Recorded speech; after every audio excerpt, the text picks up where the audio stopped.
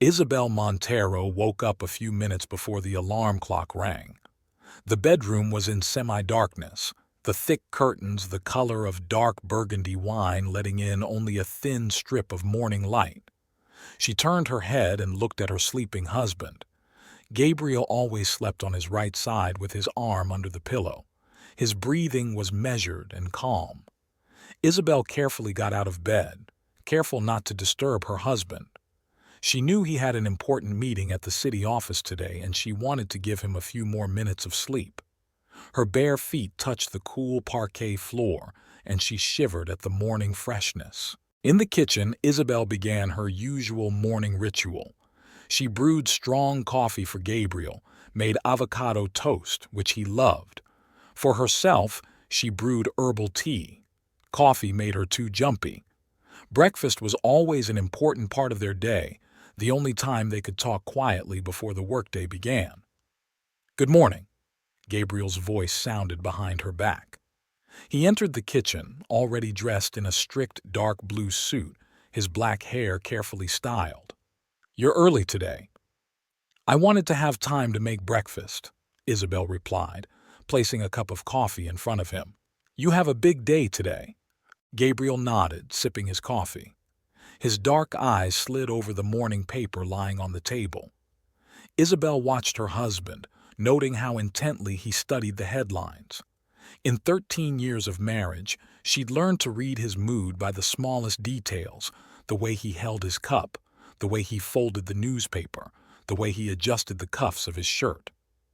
"Don't forget I'll be late today," he said without lifting his eyes from the paper. The meeting could drag on. Isabel nodded, though he couldn't see it. She finished her toast and went to get dressed. In the dressing room, she chose a light gray dress and beige shoes with a low heel. She had a meeting today with an important client, the owner of a restaurant in the historic center of town. An hour later, they got into the car. Gabriel always drove himself. It was one of those little things that showed his controlling nature. Isabel looked out the window at the waking city. The streets of Santiago were slowly filling up with people and cars. The city was coming alive, preparing for a new day. "Call me when you're free," Gabriel said, stopping the car outside the office of the design studio where Isabel worked. "Okay." She reached up to kiss his cheek, but he had already turned away, checking messages on his phone. Isabel got out of the car and walked up the steps into the building. The studio was on the third floor of an old mansion with high ceilings and large windows. It was her favorite place. It was where she felt truly free. Luciana Ortiz, her colleague and friend, was already there, leaning over the blueprints of a new project. She looked up and smiled. "Good morning. Are you ready to meet Senor Torres?" Isabel nodded, pulling a folder of sketches out of her bag. She had spent several weeks developing a design project for the restaurant, taking into account all the client's wishes and the features of the historic building. Work was her salvation. Here she could fully immerse herself in her work, forgetting about the tension that had been at home more and more often lately. The day flew by. The meeting with the client was successful. Senor Torres was delighted with the project and signed the contract.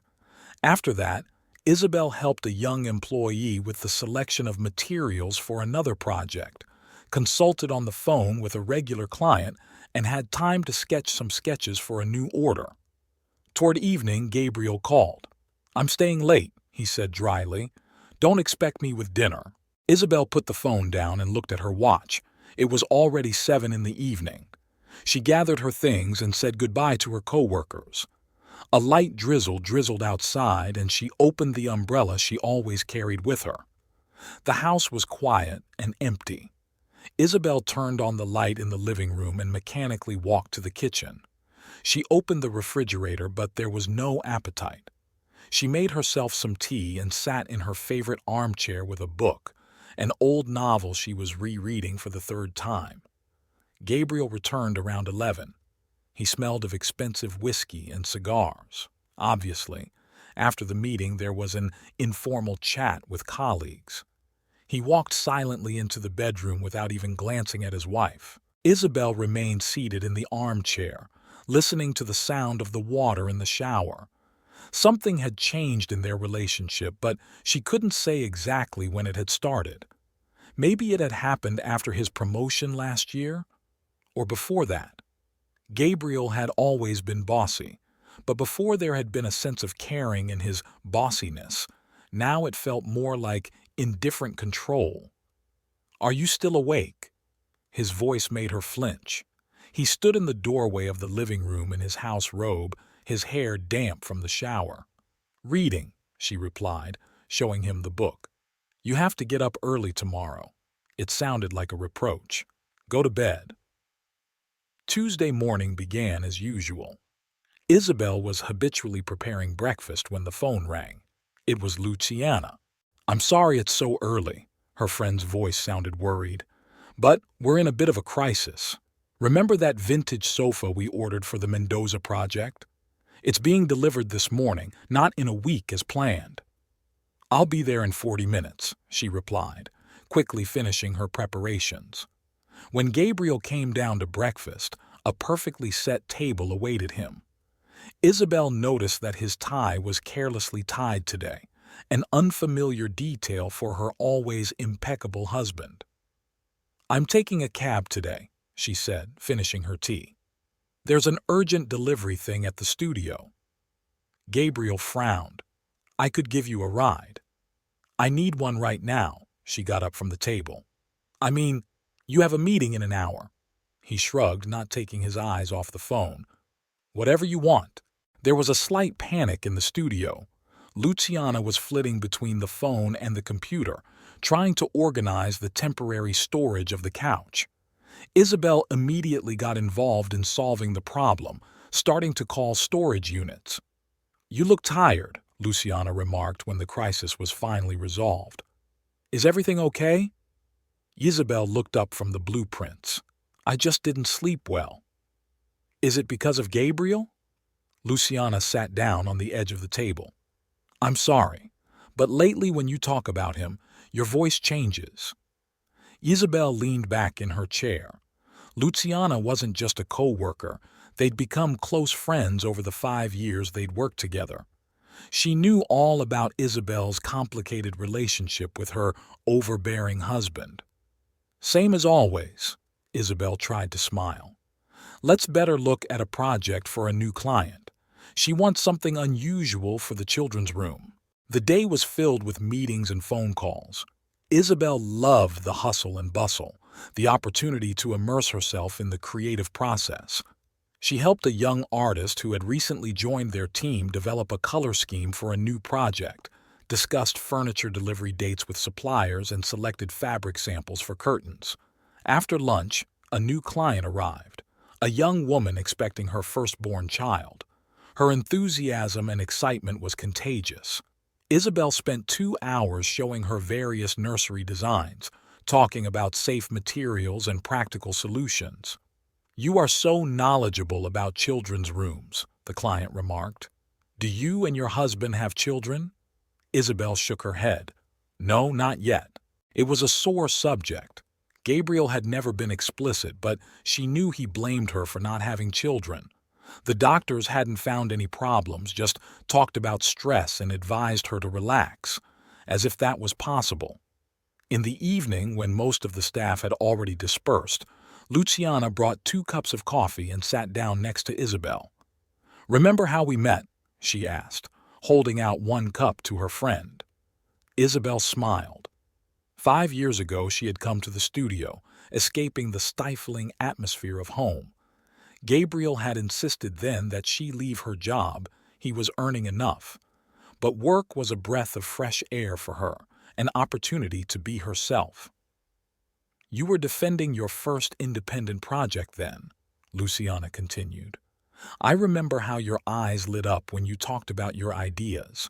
And now you're the best designer in the studio." "Exaggerating," Isabel sipped her coffee. "It's just that I love my job." "And that's why you're so good at it," Luciana was quiet. "You know, I've been meaning to say for a long time, I think you deserve better, not just in work." Isabel tensed. "What do you mean?" You know what I mean. Gabriel. He's changed in the last year, became even more controlling. I can see you flinch when the phone rings. He just works hard, Isabel habitually began to defend herself. And that's why you have to account for every move you make? Luciana asked softly. Remember last week when he made a scene because you were an hour late to work? Isabel remained silent. She remembered that night they'd been working on an urgent project and she'd forgotten to warn her husband. Gabriel had called every 5 minutes, and when she'd gotten home, he'd told her off like a little girl. I just want you to know, Luciana put her hand on her friend's shoulder. If you ever need help or just a conversation, I'm always here for you. At that moment, the phone rang. Isabel flinched when she saw her husband's name on the screen. Where are you? His voice sounded irritated. It's past 9 o'clock. Finishing work, she replied, starting to pack. I'll be home in half an hour. I've made dinner. A softer note came into his voice. Don't be long. Isabel said goodbye to Luciana and stepped outside. The evening air was filled with the scent of blossoming trees. She walked toward the cab stop, thinking about her friend's words. Maybe Luciana was right? Maybe she had closed her eyes to the obvious for too long. At home, Gabriel had indeed cooked dinner. It was rare and usually meant he wanted something. The table was set, candles burning. I was thinking about our conversation last week, he said, pouring the wine. About you working less. Isabel froze with fork in hand. We didn't discuss that. No, we did. His voice became harsher. I told you that you need to spend more time at home. Maybe then we could finally have children. Isabel felt every muscle tense. My job has nothing to do with it. The doctors said, to hell with the doctors. He pounded his palm on the table. You just don't want a family. You care more about your projects and clients. That's not fair, she said quietly. You know how much I want children. Gabriel stood up from the table. Then prove it. Quit. No. Her voice trembled but was firm. I'm not quitting my job. He looked at her with a long look. We'll come back to this conversation. And left the room, leaving her alone at the festively set table. After the argument at dinner, Gabriel started coming home later and later. Isabel noticed how his habits had changed. Now he often showered as soon as he arrived, even if it was late in the evening. His shirt smelled like someone else's perfume, a light, faint scent that he attributed to long meetings in smoky offices. That Thursday, Isabel awoke to the sound of the front door. It was 5 in the morning, and Gabriel had just gotten home. She lay still, pretending to be asleep as he quietly entered the bedroom. He smelled of alcohol and something floral. I know you're awake. His voice sounded hoarse. You don't have to pretend. Isabel opened her eyes. Where have you been? An important meeting with investors. He began to undress, carefully hanging his suit on his shoulders. You know how it is. At 5 in the morning? Gabriel turned to her, his gaze hard. Are you following me? No, just asking. Isabel sat up in bed, wrapping her arms around her knees. I was worried. You don't need to worry about me. He headed for the bathroom. You better think about what I said about work. In the morning, they didn't speak. Isabel silently made breakfast and Gabriel ate it silently, staring at his phone. When she got into the car, he turned up the radio louder than usual, avoiding any possibility of conversation. The studio was unusually quiet. Half the staff had left for a construction trade show. Isabel immersed herself in her work, trying not to think about her husband's strange behavior. She was proofreading a restaurant project when she heard Gabriel's phone conversation. He'd forgotten to turn off the speakerphone in the car after dropping her off. Yes, I can make it tonight. His voice sounded soft, not at all like it did at home. 7 o'clock, at our place. I miss you too. Isabel froze, the pencil in her hand snapping in half. The connection broke, leaving her in the deafening silence of the office. She stared at the broken pencil, unsure of what to do with the information she had received. "Hey, are you okay?" Luciana appeared in the doorway with a cup of coffee. "You have a face like you've seen a ghost." Isabel looked up at her friend. "I overheard Gabriel talking. He was talking to some woman, very gently." Luciana slowly lowered herself into the chair opposite. "Have you suspected something for a long time?" "I don't know," Isabel began, picking up the pencil shards. "Maybe I've got it all wrong. Maybe it's a work call." "A work call at 7 o'clock at night? At our place?" Luciana shook her head. "Isabel, stop turning a blind eye to the obvious. What are you suggesting? Make a scene for him? Follow him around?" "For starters, stop pretending everything is fine." Luciana took her friend's hand. "How long can we live in such uncertainty?" All day, Isabel couldn't concentrate on her work. She redrew the same sketch 3 times, forgot her meeting with the supplier, and almost sent the wrong estimate to the client. At 6 in the evening, she decided to go home early, for the first time in a long time. At home, she noticed details that had escaped her attention before. The new cologne in the bathroom that Gabriel had never used on her, an unfamiliar business card in his jacket pocket, some modeling agency, receipts from restaurants they'd never been to together. At 7 o'clock, she dialed his number. The phone was off. Isabel sat in a chair in the living room, turned on the floor lamp, and waited. She tried to read, but the lines blurred before her eyes. She turned on the television, but couldn't concentrate on what was happening on the screen. At 11, there was the sound of a key in the lock. Gabriel entered, humming something under his breath. He looked content and relaxed, but his face changed at the sight of his wife in the living room. "Why aren't you asleep?" he asked, taking off his coat. "Waiting for you." Isabel tried to speak calmly. "Where have you been?" "I told you this morning. An important meeting." "With who?" He walked to the kitchen, pulling a bottle of water from the refrigerator. "With potential investors. You're not interested." "Why was your phone off?" "What kind of interrogation?" He turned sharply toward her. "I don't have to account for my every move. You used to always be in touch." "You didn't follow me before." He set the bottle on the table with such force that the water spilled out. "What's going on with you? Is this all your friend? Is she the one putting stupid things in your head?" Isabel stood up. "What does Luciana have to do with this? I just want to know where my husband spends his evenings." "I'm working." He raised his voice. "Someone has to provide for our family while you play in your interiors." "Playing?" Her voice trembled. "Do you consider my work a game? Don't you?" He grinned contemptuously. "Arranging cushions, choosing curtains. It's not serious work, Isabel. It's a hobby I allow you." "Allow?" She felt something shiver inside. "You're talking to me like a child." "Because you're acting like a child." He took a step toward her. "Throwing tantrums, following me around, checking my phone." "I didn't check your phone." "No? Who's been going through my stuff?" He circled the checks scattered on the table with his hand. "You think I didn't notice?" Isabel took a step back. "I just want to understand what's going on. You've changed, Gabriel. You're different." "You're the one who's changed." He shook his head. "Ever since you started working at this studio, you've been different. You think I don't see how you're alienating yourself? How you put work before family?" "I don't," she whispered. "True." He ran his hand over his face tiredly.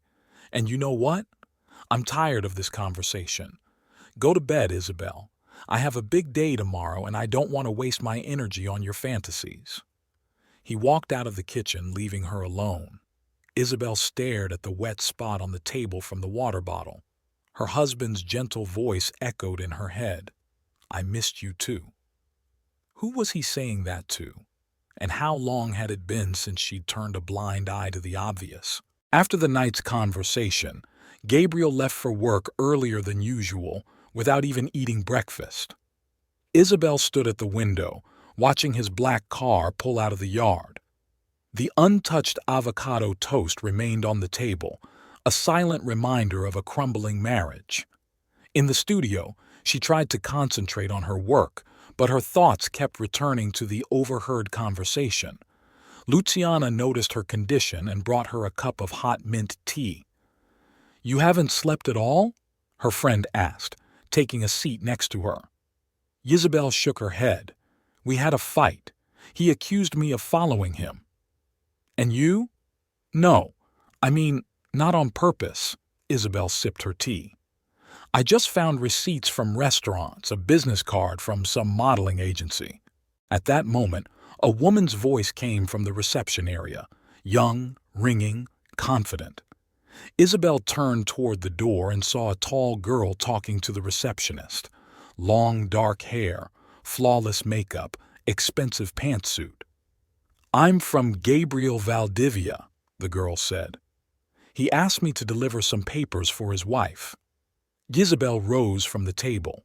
The girl turned to her, and for a moment something like recognition flashed in her eyes, but she quickly managed herself. "Senora Valdivia?" She held out the envelope. "Your husband asked me to give this to you.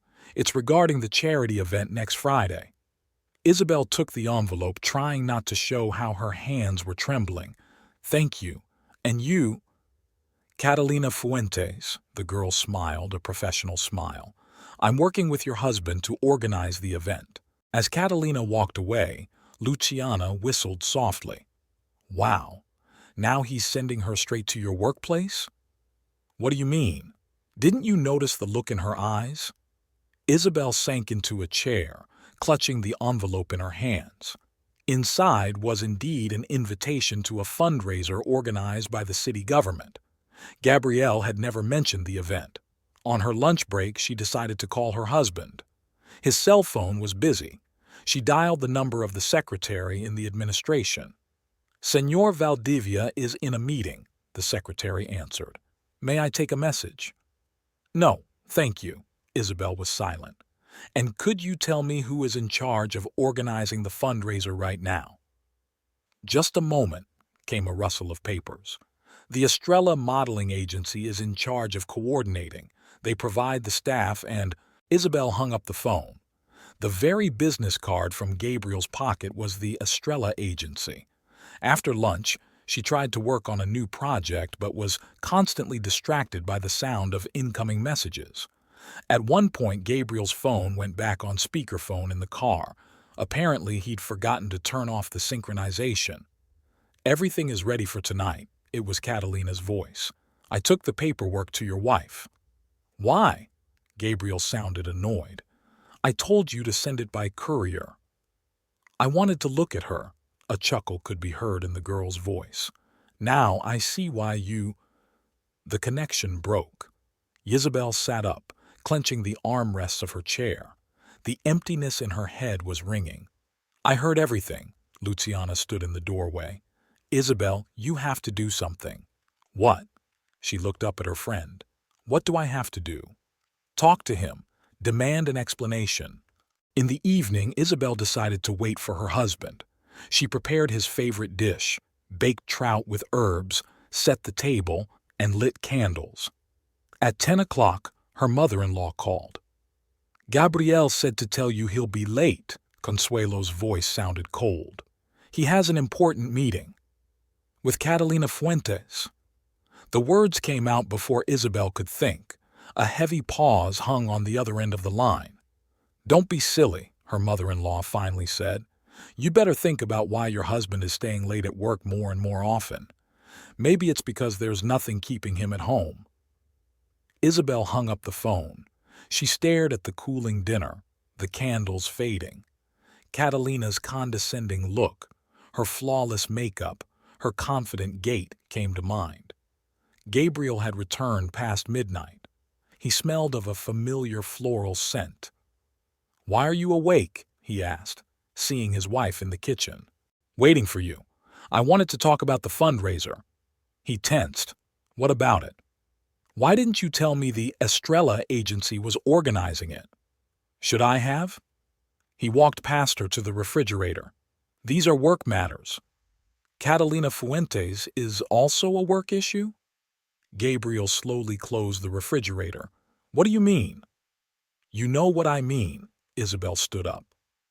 I heard your conversation in the car. Are you following me? His eyes narrowed. Eavesdropping on my conversations? You forgot to turn off the speakerphone. Twice. He laughed, but there was no mirth in that laugh. And what did you hear? Work talk about work matters. And your late returns? The smell of perfume on your shirts? You're crazy. He took a step toward her. You know what I think? It's all your work. You're completely obsessed with your independence, your career. You see threats everywhere. Don't avoid answering, she tried to speak firmly. I saw the way she looked at me. I heard what she started saying in the car. What did she start saying? He grabbed her by the shoulders. Talk to me. What exactly did you hear?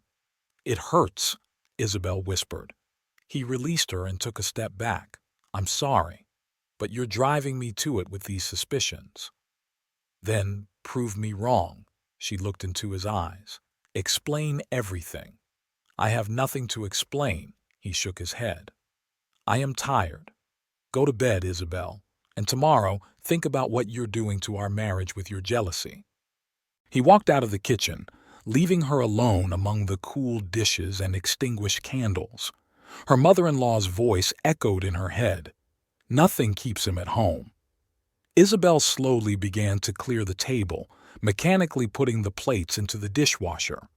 Her eyes fell on the invitation to the fundraiser. She was to meet Catalina again in a week, now officially. After a sleepless night, Isabel didn't make breakfast for the first time in 13 years of marriage. She lay in bed listening to Gabriel rattling dishes in the kitchen, grumbling when he couldn't find clean shirts. She usually ironed them in the evening. At 9:30, he peeked into the bedroom. Are you ill? Irritation mixed with concern was audible in his voice. No, she didn't turn her head. Just tired. He stood in the doorway for a few seconds, as if about to say something, then turned and left. 5 minutes later, the front door slammed, louder than usual this time. Isabel didn't make herself get up until 10. The answering machine had 3 missed messages from Luciana and a message from her mother-in-law. Consuelo was reminding her of the family dinner on Sunday, a tradition she maintained with an ironclad insistence. The studio was in its usual bustle. Luciana, seeing her friend, immediately dragged her into the study. I've called you 100 times. Why didn't you answer? I'm sorry. Isabel sank into a chair. I talked to him yesterday, about Catalina. Luciana sat down on the edge of the table. And what did he say? That I was crazy, that it was all my paranoia. Isabel ran a hand through her hair. And then he grabbed me by the shoulders. He's never before. He what? Luciana pitched forward. Isabel, this is getting serious. Did he use force? No, not really. Just grabbed him. But his eyes... She fell silent, remembering last night. At that moment, a secretary looked into the office. Senora Valdivia, there is a telephone call for you. It's from the Estrella agency. Isabel looked over to Luciana and picked up the phone. Good morning, Senora Valdivia. Catalina's voice sounded honeyed. I apologize for disturbing you, but I need to discuss the details of the fundraiser with you. Your husband said you would help decorate the hall. Isabel squeezed the receiver. He didn't say anything to me about that. Really? A mocking note appeared in Catalina's voice. What a shame. He was so sure you would agree. Said you were the best designer in town. Tell my husband, Isabel tried to speak evenly, that if he wants my help, let him discuss it with me personally. She hung up the phone and turned to Luciana. They're playing me, both of them. What are you going to do? Isabel pulled the invitation for the evening out of her bag. For starters, learn more about the Estrella agency. She spent the next few hours on the computer, researching everything she could find about the agency. It was very young. It had opened only 6 months ago. Catalina Fuentes was listed as the director, though her social media profile suggested she had modeled before. Isabel looked through the photos. Flawless face, confident smile, expensive clothes. In one of the pictures taken 2 months ago, she stood next to Gabriel at some official event. At 3 in the afternoon, her mother-in-law called. "Did you get my message?" Consuelo didn't even say hello. "About Sunday lunch?" "Yes, I did." "I?" "We'll be there," Isabel hesitated. "Consuelo, have you met Catalina Fuentes?" The pause on the other end of the line was more eloquent than any answer. "Ah, that girl from the modeling agency?" the mother-in-law finally pronounced. "Of course I know. She's helping with the organization of the fundraiser, a very capable young woman. And how long have you two known each other?" "Why the questions, Isabel?" Consuelo's voice grew harsher. "If something is bothering you, discuss it with your husband." "I've tried. He says I'm making it all up." "So you are," the mother-in-law retorted. "Gabriel is a respectable man. He wouldn't risk his reputation over some girl." "Some girl?" Isabel felt her voice shake. "So you do know after all?" "I only know," Consuelo's voice sounded increasingly cold, "that my son needs a wife, not an investigator. I expect to see you at 2 o'clock on Sunday, and try to look decent." In the evening, Isabel drove to the city government office. She had never arrived there unannounced before, but today something was pushing her forward. The guard at the entrance recognized her and let her through without question. Gabriel's office was on the 4th floor. His secretary had already left, but there was a strip of light coming from under the door. Isabel knocked. "Come in." Her husband's voice sounded tired. She opened the door and froze on the threshold. Gabriel was sitting at his desk, some papers in front of him. On the edge of the table stood a cup of coffee and a glass vase with white lilies, his favorite flowers. "What are you doing here?" He looked surprised, but not too pleased. "I wanted to talk." Isabel walked into the study. "About the fundraiser." "Ah, did you get a call from Catalina?" He leaned back in his chair. "I thought you'd be happy to help." "Why didn't you ask me first?" "Because I knew you'd say yes," he shrugged. "Isn't that right?" Isabel walked over to the table. "Where did those flowers come from?" "What?" He looked at the vase. "Oh, these... Someone on the staff brought it. I didn't ask." "You didn't ask?" She picked up the card that lay next to the vase. "But it says Love K here." Gabriel stood up abruptly. "Are you at it again? Following me around? Going through my things?" "The card was lying in plain sight," she put it back. "So were the restaurant receipts. So was the agency business card. So was the bottle of perfume in your car." "What bottle?" He frowned. "What do you mean?" "The one that smells from your shirts. The one that smells in this office." He walked around the desk and stood in front of her. "You need to rest, Isabel. You've been working too hard, thinking too much." "Don't do that." She held up a hand. "Don't pretend I've lost my mind. I see everything, Gabrielle.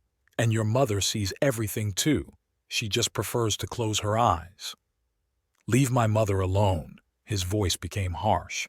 "And leave Catalina alone too. She's a business partner. Nothing more." "A business partner who sends you flowers with love notes?" He grabbed the vase and threw it violently into the trash can. The clink of broken glass made Isabel wince. "Here," he turned to her. "No more flowers or notes. Are you satisfied?" "No," she shook her head. "Now I know for sure I was right." She walked out of the office, feeling her knees shake. Her footsteps rumbled in the empty hallway. She didn't look back, but she knew he wouldn't follow her. Too proud, too sure he was right. Isabel got home late in the afternoon. She sat in her car in the parking lot for a long time, gathering her strength. The apartment was dark and quiet. Gabriel hadn't returned yet. On the kitchen table lay a note written in his curt handwriting. "I have an urgent meeting. Don't wait up." Isabel crumpled the note and tossed it in the trash. Then she pulled out her cell phone and dialed Luciana's number. "You were right," she said when her friend answered. "I can't pretend everything's okay anymore." Friday morning, Gabriel left his phone at home. It was the first time this had happened in all the years of their marriage. He always carried it with him, even to the bathroom. Isabel had discovered the forgotten phone on the bedside table when she changed the bedclothes. The black screen reflected her pale face. She knew the password the day of their wedding, 4 simple digits that Gabriel had never changed. He was too cocky to think his wife would dare check his phone. Isabel sat on the edge of the bed, holding the phone in her trembling hands. The screen came to life under her fingers, giving her access to her husband's alien life. The first thing she did was open the messages. The correspondence with Catalina had been deleted that in itself spoke volumes. But there were photos in the gallery, dozens of pictures of Catalina. In some she posed professionally, like a model. On others she smiled naturally and warmly, obviously taking pictures for someone close to her. There were also selfies with Gabriel. They were sitting in a restaurant, walking along the promenade, laughing at something. In the last photo, Catalina was in his office, sitting in his chair, and on the table was the same vase with lilies. In her favorites folder, Isabel found a video of them together. They were at a party. The music was playing loud. Gabriel had his arm around Catalina's waist, and she was whispering something in his ear. He was smiling, the same smile Isabel hadn't seen in months. "There you are!" Luciana's voice made her flinch. Her friend was standing in the bedroom doorway. "I've been ringing the doorbell for a few minutes." Isabel hadn't even heard the call. She silently handed the phone to her friend. Luciana looked at the pictures, her face growing more and more grim. "Scumbag," she finally uttered. "How long has this been going on?" "Judging by the dates on the photos, about 3 months." "What are you going to do?" Isabel stood up and walked over to the window. "I don't know. Show him that I know everything, but he'll say I've got it all wrong again, that it's a working relationship." "A working relationship?" Luciana snorted. "It's pretty clear in these photos, especially where she's in his chair." At that moment, the phone in Luciana's hands vibrated. An incoming call from Catalina. "Answer it," Isabel said suddenly. "Put it on speakerphone." Luciana hesitated for a second, then pressed the green button. "Honey, did you forget your phone?" Catalina's voice was playful. "I miss you. Yesterday was wonderful, wasn't it? Especially when your wife left and it was just the 2 of us in your office." Isabel snatched up her phone and dropped the call. Her hands were shaking and her ears were noisy. "Yesterday," she whispered, "when I left his office, they were together." Luciana hugged her friend. "You need to get away from him, immediately." "Where to?" Isabel grinned bitterly. "To my parents. They died 5 years ago. To the inn? He'll find me. To my place. Or to your uncle in a neighboring town." Isabel shook her head. "I want to talk to him first. Show him those pictures. Let him try again to tell me I'm making it all up." She made several copies of the photos and videos, sent them to her email. Then she deleted the dwell marks on her phone and put it down exactly as it lay on her nightstand. The day stretched on endlessly. Isabel couldn't work, couldn't eat, couldn't think about anything but those pictures. Luciana stayed with her, brought her tea, tried to distract her with talk of work, but it was no use. At 6 in the evening, Gabriel called. "I couldn't find my phone," he said without greeting. "You didn't touch it?" "No." Her voice sounded surprisingly calm. "Should I have?" "No, of course not." He was silent. "I'll be late again tonight. Don't expect me with dinner." "With Catalina?" The words came out on their own. "What did you say?" "I asked if you were going to be late with Catalina, like yesterday in your office." He hung up the phone. Isabel looked at Luciana. "He's on his way home, and he's very angry." "I'll stay with you." "No." Isabel shook her head. This is our conversation, just his and mine. Luciana reluctantly left, taking Isabel's promise to call if anything went wrong. 20 minutes later, the front door slammed. Gabriel had come home. He walked into the living room where Isabel was waiting. His face was pale with rage. "How dare you?" he hissed. "Get into my phone? Spy on me? And how dare you?" She stood up. "Cheat on me? Lie to me? You have no proof." "Really?" She pulled out her phone and showed him the pictures she had sent to herself. "And what are these? A working relationship? A business partnership?" He stared at the screen, his face changing. "You don't understand," he finally said. "Catalina, she's different. She's young, energetic. She understands me. And I don't?" Isabel laughed bitterly. "Because I'm old? Because I work? Because I don't want to be your pretty doll? Because you've changed." He raised his voice. "You're all about your work, your projects. When was the last time you asked about my business? Take an interest in my life?" "Every day," she whispered. "Every damn day I asked you about work, and you waved it off, said I wouldn't understand, that it was none of my business. Because you weren't listening. You were just pretending." "No, you were pretending." She stepped toward him. "Pretended to love me, pretended to respect my work, pretended we were still a family." He grabbed her by the shoulders. "Shut up! Does it really hurt?" She didn't back down. "What will your mother say? What will your colleagues say? A respected official is having an affair with a girl from a modeling agency." He pushed her away so hard she fell back onto the sofa. "You won't say anything to anyone," his voice turned icy, "because you have nowhere to go. You're nobody without me, just a designer who arranges the cushions on the sofas." Isabel rose slowly. "You're wrong. I'm no longer the intimidated girl you can boss around. And I'm going to tell everyone, especially your mother. She'll love the story about the flowers in the study." "You wouldn't dare." "I dare," she straightened up, "because I have nothing left to lose." He gave her a long look, then turned and left the room. A moment later, the front door slammed again. Isabel heard the engine of his car start, the tires shrieking on the corner. Gabriel didn't come home that night or the next day. Isabel spent the weekend morning methodically packing his belongings into boxes. Every little thing evoked memories. The cufflinks she'd given him for their 5th wedding anniversary, the tie he'd worn to her parents' funeral, the picture from their honeymoon. She put it all together, trying not to think, not to feel, just mechanically perform the actions. Around noon, her mother-in-law called. "I hope you didn't forget about the family dinner tomorrow." Consuelo's voice sounded unusually strained. "I'm not coming," Isabel replied.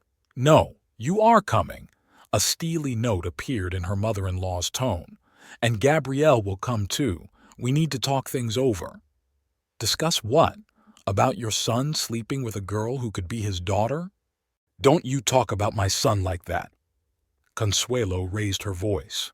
"You have no proof whatsoever, just a sick fantasy and a desire to besmirch his reputation." Isabel squeezed the phone. "I have pictures. And a video. Would you like me to send them to you? See your perfect son embracing his mistress in his own office?" A heavy pause hung on the other end of the line. "Tomorrow at 2 o'clock, Consuelo finally uttered. "And dress decently. We'll have a guest." "Let me guess. Catalina?" The mother-in-law hung up the phone. Isabel looked at the phone and dialed Luciana's number.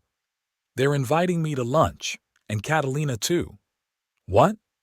There was indignation in her friend's voice. "Are they crazy? You're not going, are you?"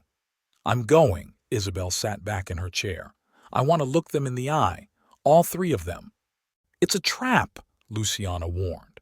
"They'll try to make you look hysterical, a crazy woman who makes up adultery." "I know, but I have proof." Gabriel arrived in the evening to pick up some things. He looked wrinkled and tired. "Be ready by 2 o'clock tomorrow," he said in lieu of a greeting. "I'll pick you up." "No need." Isabel pointed to the boxes in the corner. "I'll come by myself. And these are your things." He looked at the boxes, then at her. "You're jumping to conclusions." "I am?" She grinned. "I think I've been procrastinating on them too long. Mom wants to talk, work things out. Settle?" Isabel shook her head. "What kind of things? The fact that you're sleeping with another woman? Or the fact that you're going to bring her to your mother's house where your lawfully wedded wife will be sitting? Stop being hysterical." He rubbed his face tiredly. "Mom's right. We need to discuss this calmly." "Calmly?" She stepped close to him. "Okay, let's discuss calmly. When did you start dating Catalina? 3 months ago or before that? When did you fall in love with her? Before or after you started telling me I should quit my job?" "Shut up." He clenched his fists. "No, let's talk about it." She didn't back down. "Tell me how you planned your meetings with her, how you made excuses for me, how you lied about late meetings." "I said shut up. Or shall we discuss how you let her sit in your chair, how she sent you flowers, how you laughed at your stupid wife who doesn't notice anything?" He grabbed the nearest box and threw it against the wall. Things scattered across the floor. Ties, shirts, photos in broken frames. "That's why," he gritted his teeth, "I picked her. She never makes a scene, never nags me, never follows me around." "Of course." Isabel looked at the scattered things. "She just makes you feel important. A young, beautiful girl admires you. It flatters your ego, doesn't it?" He took a step toward her, trailing a hand, but stopped. "Tomorrow at 2. Don't be late." Her mother-in-law's house was in an upscale neighborhood of the city, a huge mansion with a manicured garden. As she drove up to the gate, Isabel noticed Gabriel's car. He was already here. Next to it was a white sports car she had never seen before. Consuelo opened the door, giving her sister-in-law a critical look. "Did you have to wear black? This isn't a funeral. Are you sure?" Isabel walked through the house. In the living room, Gabriel was sitting next to Catalina on the couch. They were talking quietly about something, but fell silent at the sight of Isabel. Catalina was wearing a light pink dress that made her look like an innocent girl. She smiled. "Señora Valdivia, nice to see you again." "Likewise." Isabel sat down in the chair opposite. "Just let's not get formal. After all, we're almost family, aren't we?" Gabriel tensed. Catalina went slightly pale. Consuelo hurried to intervene. "Dinner is almost ready. Isabel, help me in the kitchen." In the kitchen, her mother-in-law turned to her. "What are you doing?" "What are you doing?" Isabel leaned on the countertop. "Why did you invite her? Do you want to humiliate me?" "I want to resolve this peacefully." Consuelo lowered her voice. "Before this goes public, you realize what will happen if people find out, don't you? About your son being a liar and a traitor? About a respected official's wife throwing tantrums and stalking a young girl?" The mother-in-law smiled a cold smile. "Who do you think will be believed, you or her?" "I have proof." "Which you obtained illegally by hacking into his phone." Consuelo shook her head. "Think well, Isabel. Think very well." The dinner table at Consuelo's house was always set with the utmost care. Impeccably ironed ivory-colored tablecloth, antique china, silverware just like the finest homes in Santiago. Today, in the center of the table was a vase of white lilies, the same ones Catalina had sent Gabriel at the office. Isabel noted this detail as she sat down at the table. Her mother-in-law had deliberately placed it across from Catalina. Now she was forced to watch the young woman lean toward Gabriel as she touched his hand, as if by accident. "Wine?" Consuelo held up a bottle of expensive red. "This is Gabriel's favorite wine." "I know." Isabel held out a glass. "I used to buy it every anniversary of our wedding." "And I brought the same one back from France," Catalina put in. "Do you remember, honey, the night we—" She faltered, catching Gabriel's warning look. But it was too late. The word "sweetheart" hung in the air like a slap in the face. "Tell me, Catalina." Isabel sipped her wine. How long have you been in the modeling business? About 5 years. The girl fixed her hair in a gesture she'd clearly practiced in front of the mirror. But I only opened the agency recently. Gabriel was very helpful with contacts. I'm sure he did. Isabel set down her glass. And how did you two meet? Also, at a charity event. Isabel, Consuelo said warningly. What? It's a common question. I want to get to know the woman who's sleeping with my husband better. The clink of a fallen fork cut the silence. Catalina turned pale but quickly pulled herself together. You're exaggerating. Gabriel and I have a purely business relationship. Business? Isabel pulled out her cell phone. Shall I show everyone pictures of this business relationship? Enough! Gabriel pounded his fist on the table. The glasses clinked. Stop this scene. Scene? Isabel turned to him. I'm the one making a scene? What do you call what you're making a scene? Inviting your mistress over for a family dinner? Making me sit here and watch her coo at you? We invited Catalina to set the record straight, Consuelo interjected. So you can see that your suspicions are unfounded. Groundless? Isabel laughed bitterly. Did you see the pictures on his phone? Have you seen her sitting in his chair? The way they cuddle at parties? Those were work events, Catalina pitched forward. You've got it all wrong. And the flowers? Confession notes? Work things too?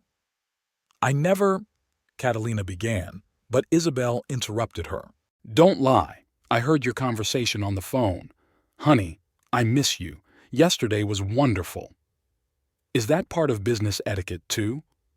Catalina turned even paler but immediately raised her chin. What did you want? You don't understand him at all. All you do is work in your design studio. Gabriel needs a woman to support him, to admire him. Silence! Gabriel jumped up. Both of you. No. Let him continue. Isabel leaned back in her chair. Let her tell you how supportive she is of you, how she admires you, how she writes love notes to a married man. At least I can give him something you can't. Catalina stood up too. Like children, for instance. A dead silence hung in the room. Isabel felt her fingers go numb. Catalina! Consuelo aghast. Shut up right now. Why? The girl turned to her mother-in-law. You said yourself that she is an inferior woman, that she cannot give your son an heir. Isabel slowly shifted her gaze to her mother-in-law. You said that? Consuelo pressed her lips together. I was just expressing my concern. 13 years of marriage and still no children. And so you approved of your son's affair with this. Isabel didn't finish her sentence. I care about the continuation of the family, the mother-in-law squared her shoulders. About the reputation of the family, and you haven't lived up to our expectations. Is that so? Isabel stood up. And that's why you decided to replace me with a young model. You think she'll be a better mother, a better wife. At least she knows her place, Consuelo retorted. Doesn't play the independent businesswoman. Doesn't embarrass her husband with her tantrums. But she does a great job of embarrassing him in his office. Isabel turned to Catalina. How many times have you been in there together? How many times have you deceived me? Don't you dare accuse me, Catalina flared up. Gabriel came to me on his own. He sought out meetings on his own. Said you didn't understand him, didn't appreciate him. Shut up. Gabriel grabbed her arm. You're only complicating things. No, let him talk. Isabel felt strangely calm. Let her tell how you disgust me, how you laughed at my naivete, how you and she and your future children planned for the future. Yes, planned. Catalina wrenched her hand from Gabriel's grip. Because I love him, because I can give him a family, and you're just a liability. Catalina, stop it! Consuelo stepped between them. We're not here for a scandal. What is it for? Isabel looked around at everyone present. To humiliate me, to show what a worthless wife I am, or to make me accept my treason. To find a civilized solution. The mother-in-law spoke quietly but firmly. You could have gone quietly, save face, let Gabriel start a new life. With her? Isabel nodded at Catalina. And you think I'm just going to walk away? Let you ruin my life and go unpunished? And what can you do? Gabriel raised his voice for the first time. You have nothing, no money, no connections, just a job where you arrange cushions on couches. And pictures, Isabel smiled, and tapes of conversations, and witnesses to your meetings with your mistress. What do you think the mayor's office will say when they find out how their esteemed official spends his working hours? Gabriel turned white. You wouldn't dare. Why not? You said it yourself. I have nothing to lose. Think of your reputation, Consuelo intervened. About your future. About the future? Isabel laughed. My future you've already planned, to get me out of the way so your son can live happily with his mistress. But you know what? I will not go quietly. I'm not going quietly. And if you think you can just erase me from your life, you're wrong. She headed for the exit. At the door, she turned around. And by the way, Catalina, don't be in a hurry to celebrate your victory. This man you love so much, he betrayed the woman who was with him for 13 years. How long do you think it will be before he betrays you? With those words, she walked out of the house, leaving a ringing silence behind her. She got into her car, started the engine. Only then did she let herself cry for the first time in days. Tears streamed down her cheeks, blurring her makeup, but she didn't care. She pulled out her cell phone and dialed the number of her uncle, Ricardo Montero. He answered after the first beep. Isabel? What's wrong? Uncle, her voice shook. I need your help. Ricardo Montero lived in the suburbs of Santiago, in a large house surrounded by orange trees. He was Isabel's father's younger brother, and the only close relative she had left after her parents died. When she pulled up to the gate, he was already waiting for her on the porch. Baby, he hugged her as soon as she got out of the car. What did those rascals do to you? Isabel snuggled her face into his shoulder, breathing in the familiar smell of tobacco and cologne. As a child, Uncle Ricardo had always protected her, from bullies in the yard, from strict teachers, from unfair accusations. She felt as small and helpless now as she had then. Let's go inside. He gently led her to the porch. Martha has made your favorite cinnamon tea. Martha, her uncle's housekeeper, met them in the living room. She had worked in the house for over 20 years and remembered Isabel as a teenager. She was bustling around now, setting cups and a dish of freshly baked cookies on the table. My God, you look so pale, Martha wailed, putting a pillow under Isabel's back. You're not taking care of yourself at all. Isabel sat in the deep armchair, clutching the hot cup in her hands. Her uncle sat across from her, his usually good-natured face serious. Tell me everything, he asked. From the beginning. And she told. About the first suspicions, about the strange phone conversations, about the photographs she'd found, about Catalina showing up at her office with the documents, about tonight's dinner and her mother-in-law's words. Her voice trailed off, but she kept talking, spewing out all the pain and humiliation of the past weeks. Ricardo listened in silence. When she finished, he stood up and paced the room. So they figured they could just throw you out of their lives? His voice was deceptively calm. Replace you with a young model and retire you? They think I'll put up with it. Isabel set her cup down. That I don't have a choice. There is always a choice. Her uncle paused at the window. Your father would never let them treat you like that. Daddy's gone.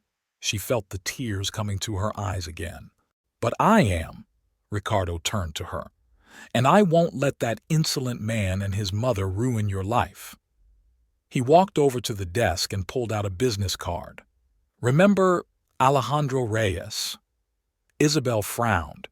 The journalist? The one who wrote about corruption in the mayor's office? Exactly. Her uncle held out the card to her. He's an old friend of mine. and he'll be very interested in a story about a respected city administration official having an affair with a young girl whose modeling agency suddenly gets all the municipal contracts. Do you think— Isabel looked at the business card. I think there's no such thing as coincidence. Ricardo sat down next to her. The agency opened 6 months ago, right? And immediately got a contract to organize a fundraiser, and then other orders from the administration. A very good start for a new company, don't you think? Isabel remembered Catalina talking about Gabriel's help with contacts. But I have no proof, she shook her head.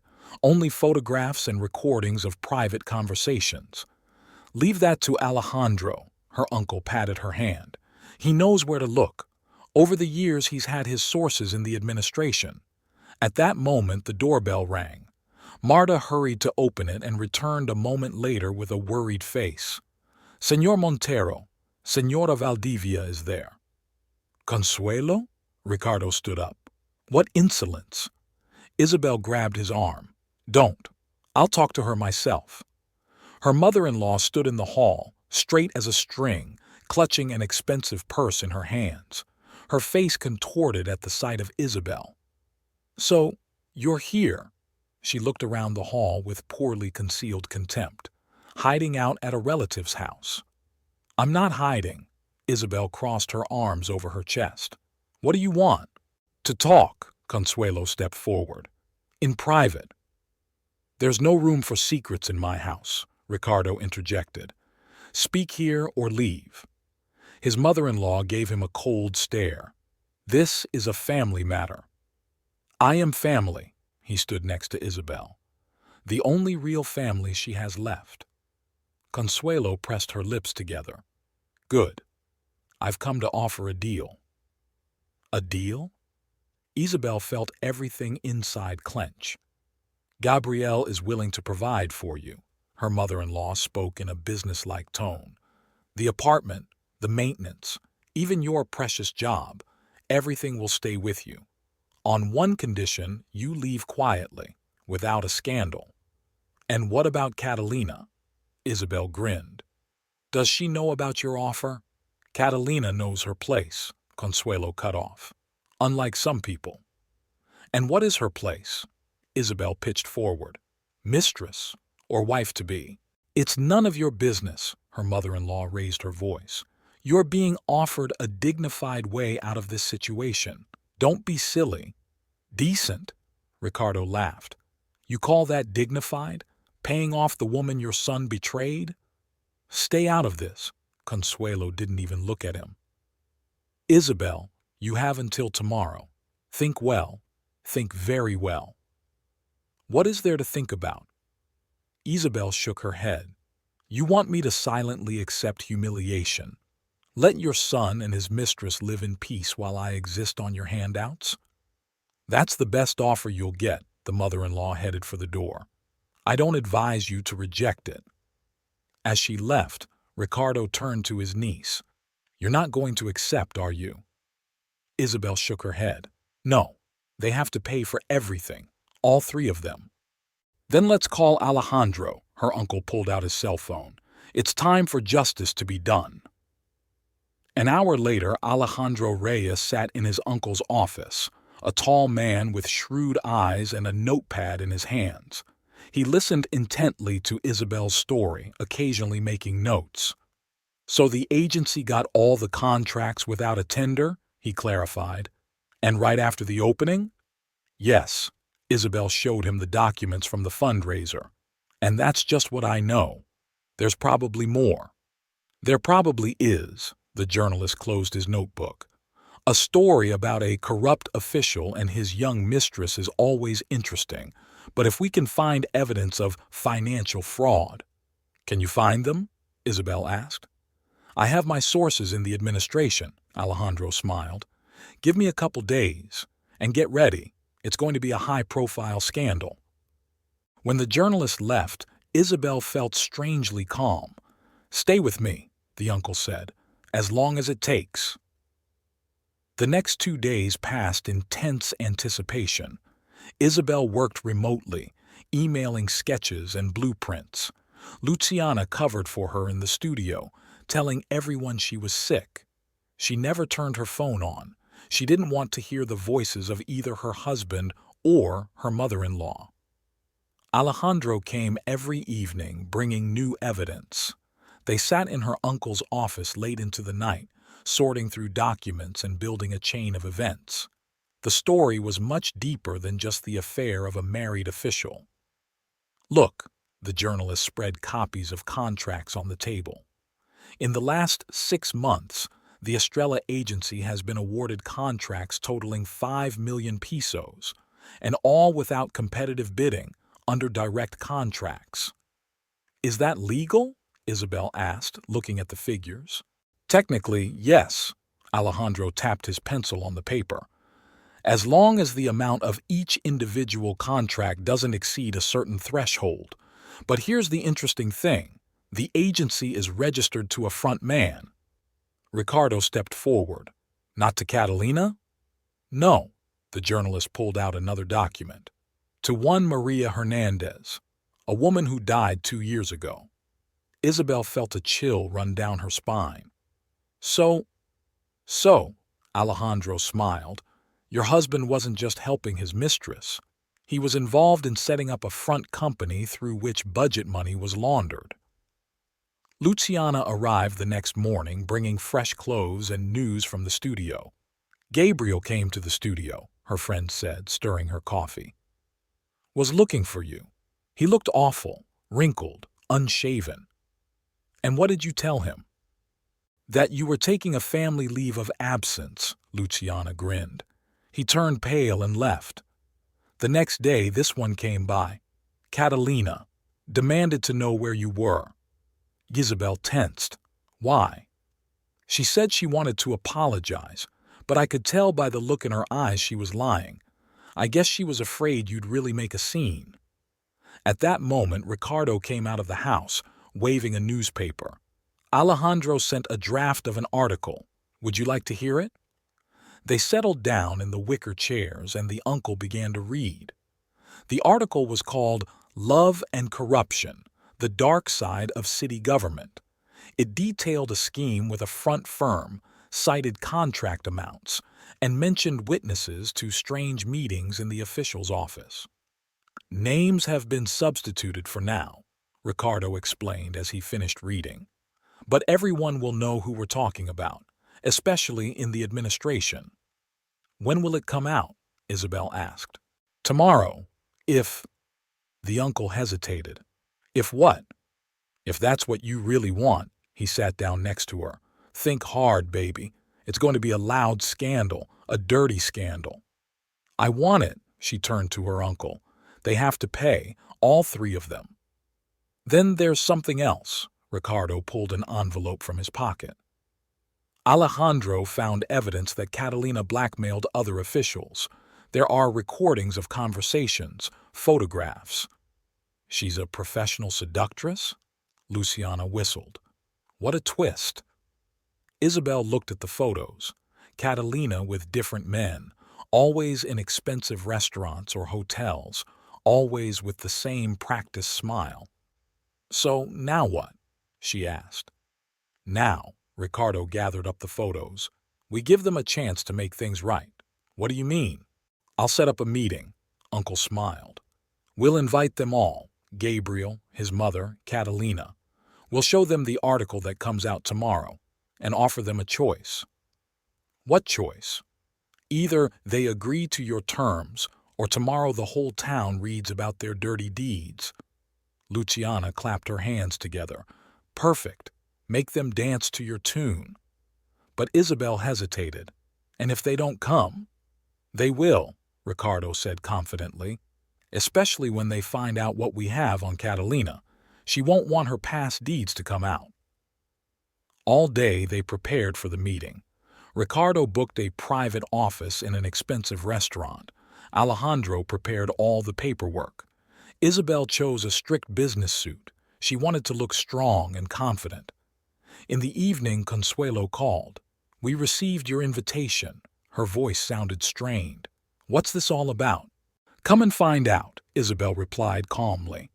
And yes, bring Catalina with you. She'll be interested too. You're playing with fire, her mother-in-law raised her voice. We were offering you a peaceful solution. And now I'm offering mine. Isabel smiled into the receiver. See you tomorrow, Consuelo. Luciana arrived in the morning to support her friend. They picked out jewelry together, styled her hair. Isabel felt strangely calm, as if she were preparing for an important business meeting, not a decisive confrontation with the people who were trying to ruin her life. Are you okay? Luciana asked as they drove to the restaurant. You know, Isabel looked at her friend. For the first time in a long time, I feel strong. They thought I'd break, run away, hide, but they were wrong. Ricardo and Alejandro were already waiting in a separate office. Documents, a copy of the article, and photographs were spread out on the table. All that remained was to wait for the protagonists of this drama to appear. They're coming, the uncle said, looking at the phone. All three of them. La Rosa restaurant was considered one of the most expensive and prestigious in Santiago. Heavy velvet drapes, crystal chandeliers, waiters in white gloves. Everything here breathed luxury and power. The separate office that Ricardo had reserved was at the far end of the room, hidden from view. Isabel sat at the head of a long desk, poring over papers. Her uncle and Alejandro sat beside her, and Luciana took up her position at the window like a sentry on guard. The hands of the clock were slowly approaching the appointed time. They're late, Luciana remarked, glancing up the driveway. Trying to show their superiority, Ricardo grinned. Typical tactic. At that moment, the study door opened. Consuelo was the first to enter, dressed in an elegant gray suit. Gabriel followed her, pale with circles under his eyes. Catalina was the last to appear, her usual confidence gone. What's all this? Consuelo stopped at the table without sitting down. Why this circus? Have a seat, Isabel said calmly. We're having a serious conversation. If this is another attempt to, Gabriel began, but Ricardo interrupted him. Sit down, all three of you, or we'll end this conversation right now and a very interesting article will come out tomorrow morning. Something in his tone made them comply. They settled on the other side of the table, Consuelo in the center, Gabriel and Catalina on the sides. Here's a draft of the article. Alejandro slid them a folder. It will be in tomorrow morning's edition, unless, of course, we agree. Gabriel grabbed the folder, started reading. As he read, his face grew whiter and whiter. It's slander, he finally squeezed out. It's all lies. Really? Isabel spread the documents out on the table. Here are the registration details of the Estrella agency. It's registered to a dead woman. Here are the contracts, all signed by you, all without competition. Here are bank statements showing the movement of money. Catalina pitched forward, her eyes widening at the sight of the documents. And here, Isabel pulled out another folder, is a very interesting dossier on Señorita Fuentes. Photographs with various powerful men, recordings of contract conversations. Very informative reading. Catalina turned white. Where did you get this? A good journalist has his sources, Alejandro smiled. And you know what? These men will be very interesting witnesses in court. Consuelo, who had been silent until that moment, stood up abruptly. What do you want? Money? State the amount. Sit down, Isabel's voice grew harsher. We're not finished yet. No, you're not done, the mother-in-law leaned on the table. You think you can blackmail us? Destroy my son's reputation? Your son? Isabel stood up, looking her mother-in-law in the eye. Are you talking about the very son who cheated on his wife? Who was involved in corrupt schemes? Who allowed his mistress to humiliate me at your table? It was your choice, Gabriel interjected. You could have left quietly, with dignity. With dignity? Isabel laughed. You offered me a bribe for silence. Is that what you call dignity? Catalina suddenly cried, I didn't mean to. It was all his idea, the agency scheme, the contracts. Shut up! Gabriel turned to her. Don't you dare. No, let him talk. Ricardo stepped forward. Tell us, Señorita Fuentes, how it really was. He said he would help me open an agency, Catalina wiped away tears. That it would be easy, set up under a front person, get contracts. All I had to do was be with him. Consuelo looked at her in disgust. Lying little cunt. No, mother, Isabel shook her head. The only liar here is your son. He lied to me, he lied to you, he may have even lied to Catalina. Enough! Gabriel pounded his fist on the table. What do you want? What are you seeking? Justice, Isabel replied simply. And I have conditions. She pulled out some pre-prepared papers. First, a divorce. A fair division of property with no attempt to hide or steal anything. That's it? Consuelo squinted her eyes. No, Isabel continued. Secondly, a public apology, from you and from Catalina, for that dinner, for the humiliation, for everything. Never, the mother-in-law cut her off. Then tomorrow the whole country will know how the Honorable Valdivia family covered up corruption schemes and adultery. A heavy silence hung in the study. Gabriel stared at one point, his hands trembling. Catalina continued to weep quietly. Consuelo froze like a statue. You have an hour, Alejandro said, looking at his watch. Then I'm sending the article to the printer. And if we agree? Gabriel finally asked. Then the article won't come out. Isabel sat back down. Everything will stay in this room, but only if you fulfill all the conditions. Consuelo turned to her son. Don't you dare agree. We'll find a way. No, mother, he shook his head. We won't. They have all the evidence. Time is running out, Ricardo reminded him. Make up your mind. Gabriel picked up the divorce papers, began to read. His hands trembled more and more. Okay, he finally said. I agree to the divorce, and to the division of property. And an apology? Isabel looked at her mother-in-law and Catalina. Yeah, I'll apologize, Catalina whispered. For everything. Consuelo was silent, her face a mask of rage and contempt. Mother, Gabriel turned to her, please, we don't have a choice. I always have a choice, she straightened. And I won't. Then I'll go alone, Gabriel said suddenly. On trial, to prison. Is that what you want? Consuelo froze, looking at her son, then slowly lowered herself into a chair. What exactly do you want to hear? She asked Isabel. The truth, the latter replied. An admission of what you've done. An apology for the humiliation. For everything. Her mother-in-law clenched her fists but nodded. Okay, I'll do it. Then sign. Alejandro slid them the papers. All three of you. They signed in silence. Gabrielle first, then Catalina, Consuelo last. Her hand trembled, but her signature was clear. And now, Isabel gathered up the papers. I want to hear your apology. In the office of La Rosa Restaurant, it was as if time had stopped. Isabel looked at the three people across the room. They seemed very different now. Gabriel, always so confident and commanding, hunched in his chair, avoiding her gaze. Catalina fidgeted nervously with her napkin, her perfect makeup smeared with tears. And Consuelo. Her mother-in-law sat straight as a string, but there was something akin to fear in her eyes. I'm waiting. Isabel's voice sounded calm and firm.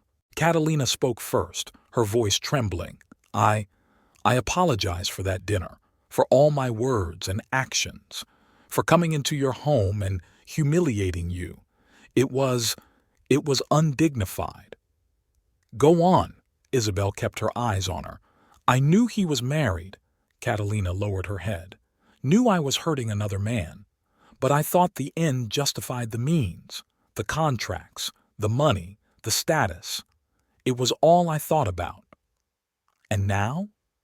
Now I realize what a fool I was. She lifted a tearful face. You didn't deserve to be treated like that. No one deserves it. Isabel turned to her mother-in-law. Your turn. Consuelo pressed her lips together, her fingers white with tension. I was wrong, she struggled with each word. Wrong to let this happen in my house, when I supported this intrigue. I? Isabel raised an eyebrow. And I apologize. The mother-in-law straightened even more, if that was possible. For all those words about your inferiority, for the hints about the children, for offering money instead of respect. Did you really think I was an unsuitable wife for your son? I thought, Consuelo covered her eyes for a moment, that an independent woman could not be a good wife.